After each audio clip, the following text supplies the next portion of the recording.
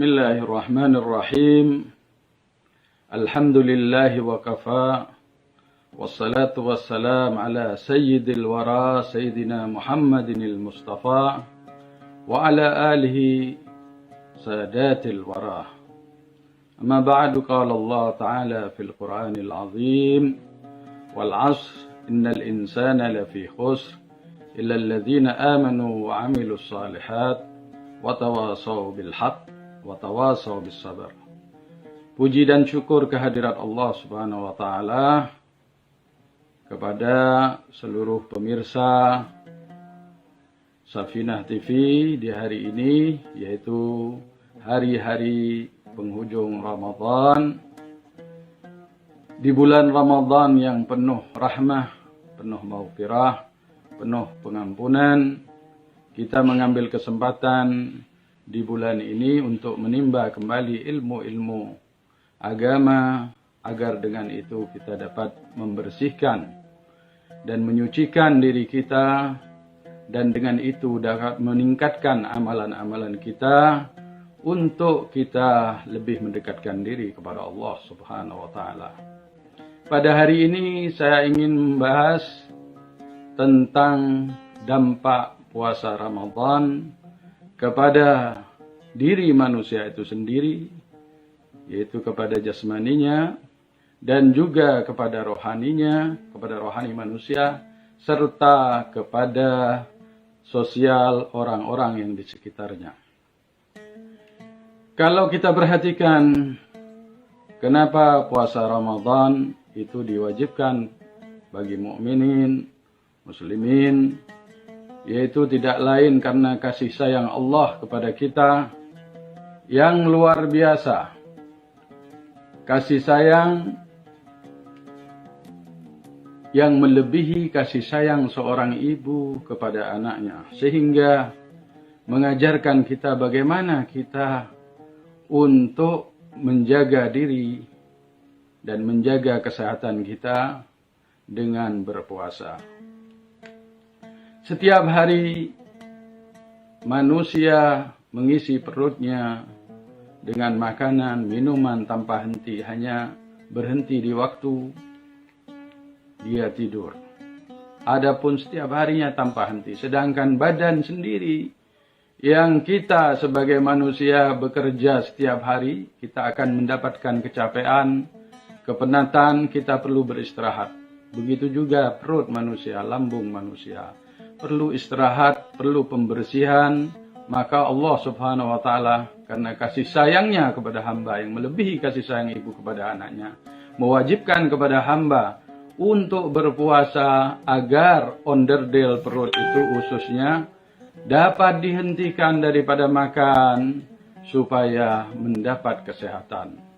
Dan diakui dalam ilmu sains bahwa puasa itu memberikan kesehatan kepada tubuh manusia itu, meningkatkan fungsi otaknya, menguatkan jantungnya, dan meningkatkan kontrol gula darah manusia itu sendiri agar lebih baik dan lebih sempurna.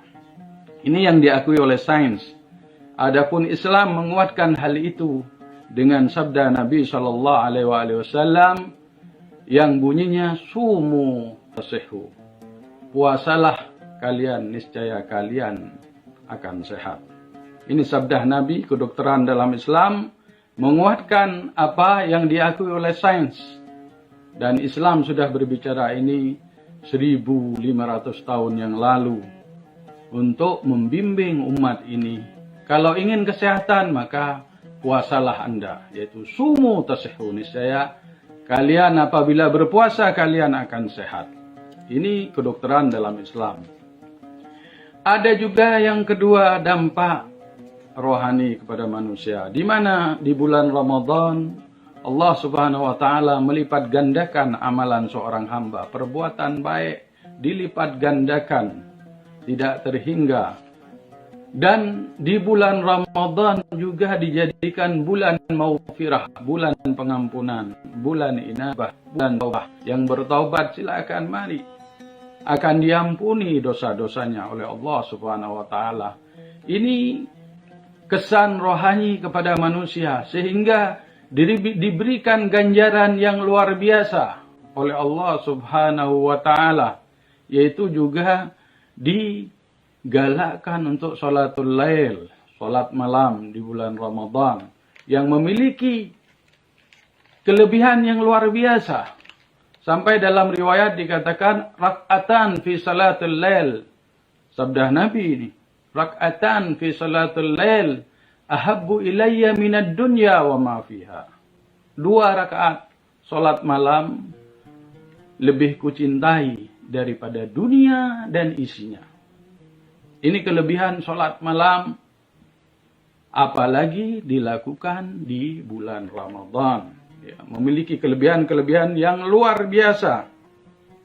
Dan dikuatkan lagi oleh hadis Nabi sallallahu alaihi wasallam, "Alaikum bi salatil lail fa innahu sunnatu nabiyikum." Hendaklah kalian melakukan salat malam, karena salat malam itu adalah sunnah Nabi kalian. Wa da'bus salihin qablakum, dan adalah kebiasaan orang-orang saleh sebelum kalian. Wa mutridatud da'an ajsadikum, dan dapat mengusir penyakit daripada jasad-jasad kalian.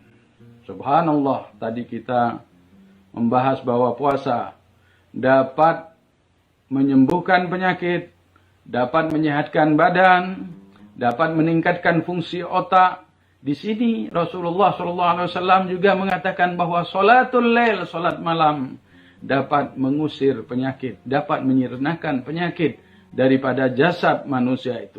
Ini kesan rohani yang Allah berikan kepada hambanya sebagai rahmat. Dengan mendekatkan diri kepada Allah, diangkat penyakitnya oleh Allah Subhanahu wa ta'ala. Bahkan Al-Imam Shadiq alaihissalam mengatakan, "Laisa min syiatina man lam yusalli salatal lail." Bukan daripada pengikut kami orang yang tidak mau salat malam. Orang yang tidak melakukan salat malam bukan pengikut Ahlul Bait. Ini dikuatkan bahwa pentingnya salat malam hingga menjadi ukuran, tolak ukur bahwa pengikut Ahlul Bait ialah yang salat malam. Dan di malam-malam Ramadan digalakkan salat malam.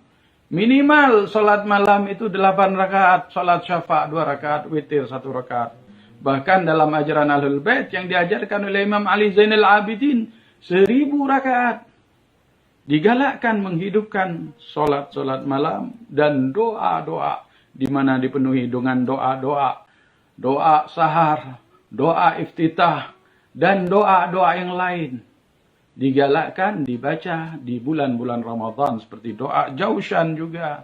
Digalakkan doa Jaushanul Kabir.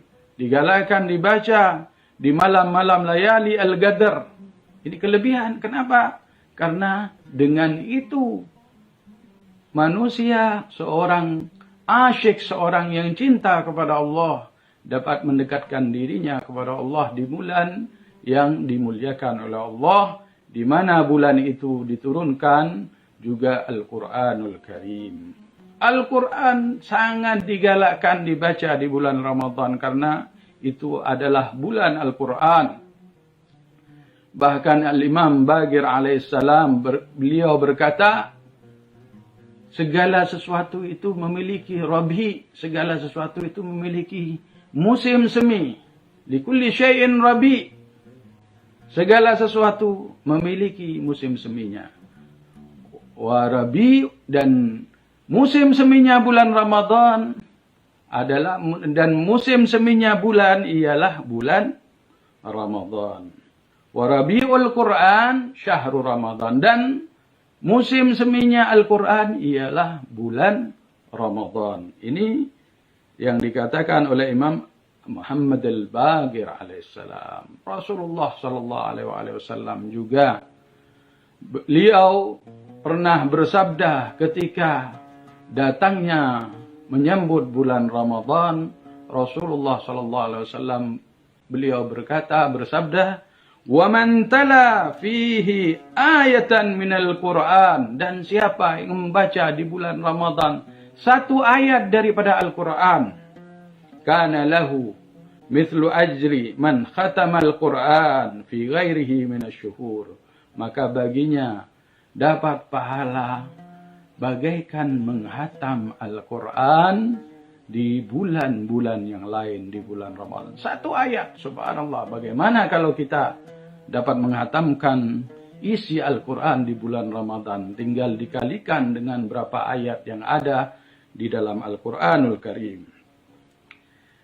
Pemirsa Safinah TV yang dimuliakan oleh Allah Subhanahu wa Ta'ala, kesan jasmani, rohani sudah saya terangkan, dan yang terakhir ialah kesan sosial, dampak sosial kepada masyarakat, bahwa di bulan Ramadan ketika kita berpuasa, kita akan mengingat keperitan orang miskin, kepapaan orang miskin, kelaparan orang miskin yang selalu tidak makan, sering tidak makan. Dengan itu kita ketika lapar, kita akan mengingat mereka. Oh, begini rasanya laparnya seseorang apabila tidak makan dan tidak minum. Dan dengan itu kita akan berusaha menyantuni orang-orang yang tidak mampu, yaitu fuqara wal masakin. Karena itu digalakkan oleh Islam untuk menyantuni, memberi buka kepada fuqara al masakin,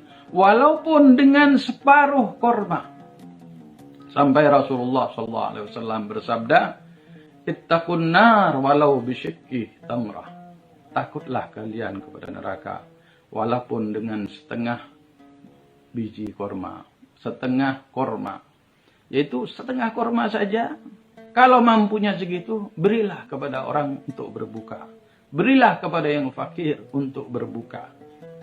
Apalagi memberi lebih daripada itu. Sehingga juga di bulan Ramadan digalakkan menyantuni fugara wal masakin dengan apa? Dengan zakatul mal. Pensucian harta kita ditarik oleh Allah, diminta oleh Allah untuk dikeluarkan.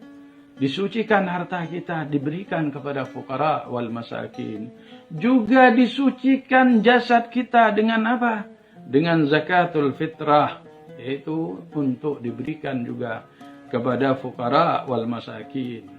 Luar biasa kelebihan bulan Ramadan ini. Luar biasa kelebihan berpuasa di bulan Ramadan ini dan melakukan ibadah-ibadah sosial. Imam Ali Ar-Ridha menerangkan kelebihan melakukan ibadah sosial di bulan Ramadan. Di antaranya, man a'ana fihi mu'minan, siapa yang menolong di bulan Ramadan seorang mukmin, a'anahu Allah Ta'ala alal jawas alal sirat, maka Allah akan menolongnya untuk menyeberangi siratul mustaqim nanti di akhirat. Yauma tazillu fihil agdam, pada hari itu banyak kaki-kaki yang akan tergelincir. Allah akan menolong. Kalau menolong orang di bulan Ramadan yang tidak didapat di bulan-bulan yang lain. Wa man kaffa fihi ghadabahu kaffallahu anhu ghadabahu yaumal qiyamah.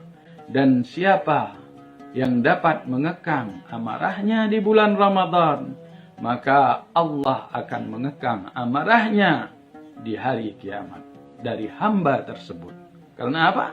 Karena sudah melatih diri untuk mengekang amarah daripada orang lain, maka Allah juga akan membalasnya untuk mengekang murka Allah daripada hamba tersebut, seandainya hamba tersebut melakukan dosa-dosa dan kesalahan-kesalahan yang tadinya patut mendapat murka Allah, tetapi karena di bulan Ramadan hamba tersebut memaafkan orang lain, mengekang amarahnya, maka mendapat pengampunan daripada Allah untuk Allah mengekang amarahnya daripada hamba tersebut.